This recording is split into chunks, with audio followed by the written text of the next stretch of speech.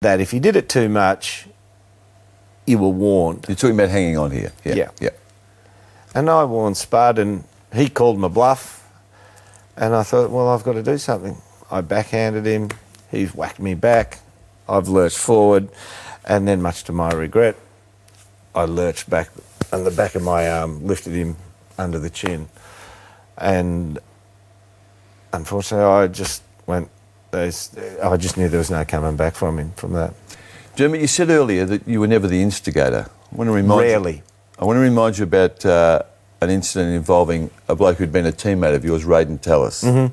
What did Raiden Tallis do to you that day to make you stand on his head? Nothing. There was some of the worst sledging by blokes who'd never played a senior game for Hawthorn in the 2 or 3 minutes before, in a lonely end of the ground when the ball was up the other end. Was Tallis one of those? Was he getting into you? Don't think Raiden was. He just happened to be holding the ball some minute later. Now, I don't know if you've ever admitted that you actually did willfully, intentionally, and perhaps maliciously stand on his head. Did you? I'll give it to you. I willfully wanted to stand on him. I willfully wanted to hurt him. I was that outraged by some of the comments that the young... Because you were wearing the Swans colours at the time, were you not? Yeah. Yeah. And having said that, I slam-tackled him as well. He's one tough unit. I really slam-tackled him, put him down, put my hand on him, the ball went that way, and I looked up and thought, I'm going to go for the ball, and it'll be a disguise, and I'm just going to step on anything.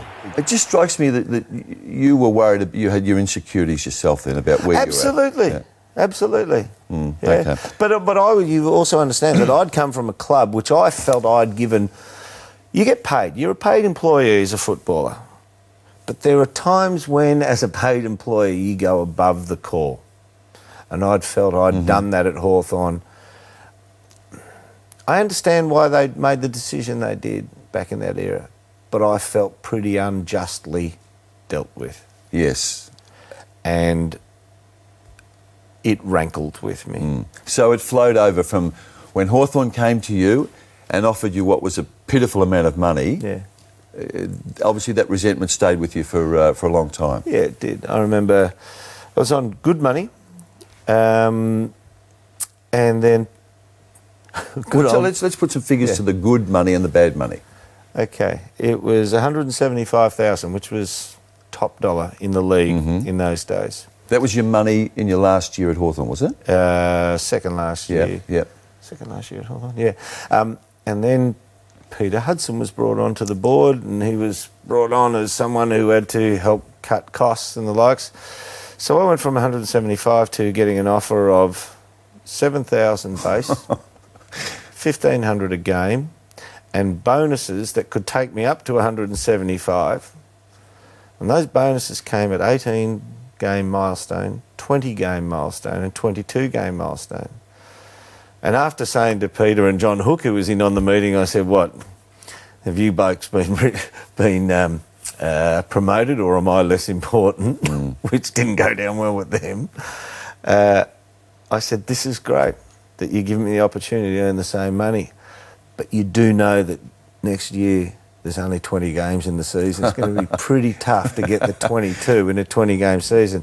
So I came back to them and said, look, a base of 30,000 to have me at work for 48 weeks a year, 4 weeks off, 1,500 a game, and give me bonuses on 8, 12 and 16. And if I play 16 games, that's a pretty good year. And they said no, they stuck to the 7,000 base. You understood, though, that they had money problems, but obviously you clearly felt insulted by the offer. Yeah. Dermott, it's half-time in open mic. Let's take a break and regroup.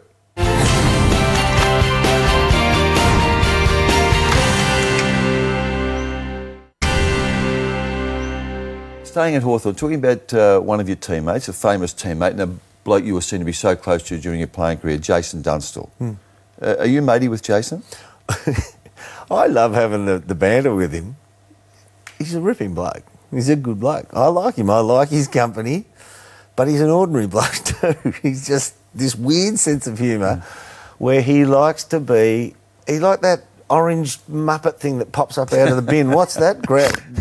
You know, you just snorted. I've got a cold. What is that? The Grouch in Sesame Street? Grouch will do. That fits. That's what he's like. But he's hilarious. He's a very... When people ask me to describe him, he's highly, highly intelligent. He doesn't... He goes through life thinking, I've got enough friends at the moment. Unless they're going to add something exceptional, I have no need to meet anyone else. So he gives nobody any time. Are you one of those friends? If he needed me for anything, he wanted me to do anything, yeah, I would. Did you once say of Jason, he's the most self-centred, unselfish footballer you've ever seen? Yes, I did. Did you hear that? Yeah. He is. He's an amazing contradiction. He's as a player, he was completely team-orientated. As a human, he's completely self-centric. He's going to like this, isn't he? Yeah. But he's hilarious. Where does he sit amongst the great players? I know you reverence Lee Matthews. Where does Dunstall sit? He's right up there. People ask me, all right, pick the full forwards. How good are they? Blah, blah, blah. If you wanted to play in a team and look back over your head at the goal square and just applaud, you'd have Gary Ablett. If you wanted a bloke one-off, if everyone's playing at their best, if you wanted a bloke one-off to win one game, they're all playing at their best, I might add, you go for Plugger Lockett. You want a bloke to play for your season, to actually get to where you want to go and professionally do the job, it's Dunstall. Dermott, let's go back to the footy. Your first game, we all remember that you kicked 5 goals in your first game in a final at the MCG against North. I think there's another enduring memory for you from that game, isn't there? I've seen Andy Demetrio, CEO of the league, run this way, and I knew that Lee was following me, and I heard a crunch. And the best analogy I can use is if you got a Hessian sack and you filled it up with brisket bones, a little bit of flesh still on them and that, and you hit it with a baseball bat, the dull thud and the sound, that's what it sounded like. And I am playing my first game. I've just turned 18 and I thought to myself, this is a different world up here. If you don't do something, you're going to get killed. If you allow them to do it, they are going to kill you, and it's going to happen quick. So you adopted Lee Matthews as your mentor from that moment, did you? It's funny enough, until I played AFL, I had never been reported or sent off. Dermott, please. Scouts on it. It's a different game these days, there's no doubt about that. Far less physical. Do you like it?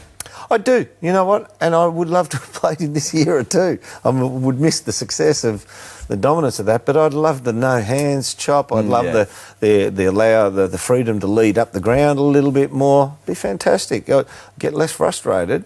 Who do you like watching, Dermott? In terms of players? Yeah.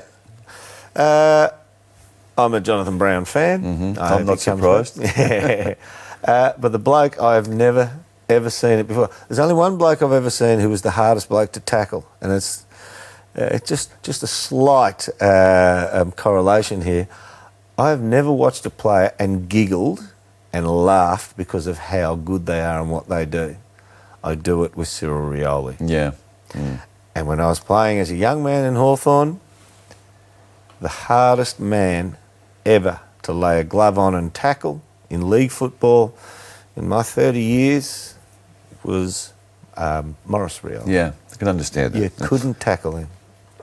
Now, we can't do an interview without talking about 1989 and Mark Yates. Yep.